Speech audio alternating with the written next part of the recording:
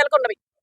మరి ఇలాంటి పరిస్థితుల్ని, ఈ రెడ్ బుక్ బలైతున్నటువంటి ఈ ప్రాణాలని మరి ఇవన్నీ కూడా అడ్రస్ చేయాలి అని చెప్పి ఈరోజు వైఎస్ఆర్ కాంగ్రెస్ పార్టీ ఒక రిప్రజెంటేషన్ తీసుకొని డీజీపీ గారిని కలుద్దామని, ఈ మందా సాల్మన్ ని ఏ విధంగా హత్య చేశారో దీని గురించి చెప్దామని వెళ్తే మరి డీజీపీ గారు number of times, YSR Congress party వాళ్ళు నంబర్ ఆఫ్ టైమ్స్ అనేక అంశాల మీద రిప్రజెంటేషన్ ఇవ్వాలని చెప్పి పార్టీ ఆఫీస్ నుంచి అపరేట్ గారు కావచ్చు, ఈమెయిల్స్ పెట్టి, అఫీషియల్ గా లెటర్స్ పెట్టి, మరి మీడియాకు కూడా తెలుసు ఎన్ని అటెంప్ట్స్ చేస్తున్నామో, దేనికి స్పందించట్లేదు. ఈ రోజు మేము ఎవరిని కలవాలో మాకు క్లారిటీ లేదు. మేము ఆఫీస్కి వస్తే మమ్మల్ని, మాకే ఇలాంటి పరిస్థితి ఉంటే, ఇక్కడ ఎక్స్ఎమ్మెల్యేలు, మినిస్టర్లు, ఎమ్మెల్సీలు వస్తే మాకే ఇలాంటి పరిస్థితి వస్తే మరి సామాన్యుని ఏం ఆదుకుంటారు ఈ పోలీసులు? ఈ డీజీపీ గారు ఏం ఆదుకుంటారు సామాన్యుల్ని? ప్రజల్ని రక్షించాలి, ప్రజల్ని కాపాడాలి, రాష్ట్ర ప్రజలంటే వారి బాధ్యత కాదా?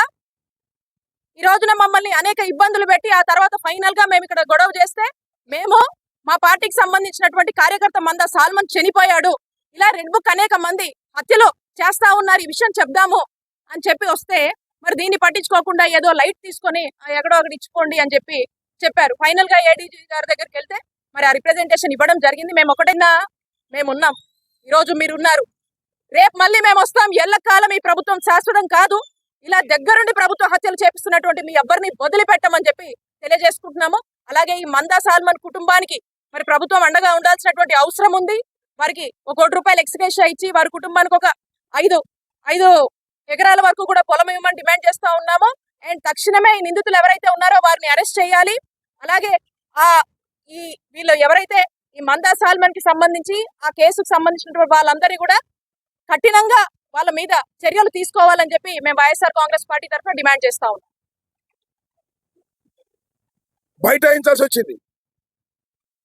బయట వేస్తే పోలీసు వచ్చి ఇక్కడ భారతానికి ఎత్తేస్తా ఉన్నారు. మామూలుతో కుస్తీ పడతారా లేకపోతే రికమెండేషన్ ఇవ్వడానికి అవకాశం ఇస్తారా అని అడిగా. ఇంతే. మళ్ళీ అప్పుడు పిలిచారు లోపలికి, అసిస్టెంట్ డీజీ దగ్గర పిలిచారు, అక్కడ రికమెండేషన్ ఇచ్చాం, వచ్చాం. ఇది జరిగినటువంటి విషయం. ఇంత అవసరమా డీజీపీ గారికి? ఇప్పటికి సుమారుగా 10-15 సార్లు వచ్చాం మేము. ఒక్కరోజు కూడా డీజీపీ గారు మా మొహం చూడడానికి సిద్ధంగా లేదు, సరైన రెస్పాన్సిబిలిటీ లేదు. వాట్ ఈస్ దిస్ అని అడుగుతా ఉన్నా. డీజీపీ గారు ఆఫీస్ ముందు నుంచి అడుగుతా ఉన్నా. ఇదేనా లా అండ్ ఆర్డర్ కాపాడవలసినటువంటి డీజీపీ చేయాల్సిన పని? మేము ఇస్తే రిప్రజెంట్ తీసుకోవడానికి కూడా నిరాకరిస్తే ఎలాగా? చివరికి దానికోసం కుస్తీ పట్టాల మేము? ఎంత దౌర్భాగ్యంగా ఉంది వాళ్ళ లా అండ్ ఆర్డర్ పరిస్థితి.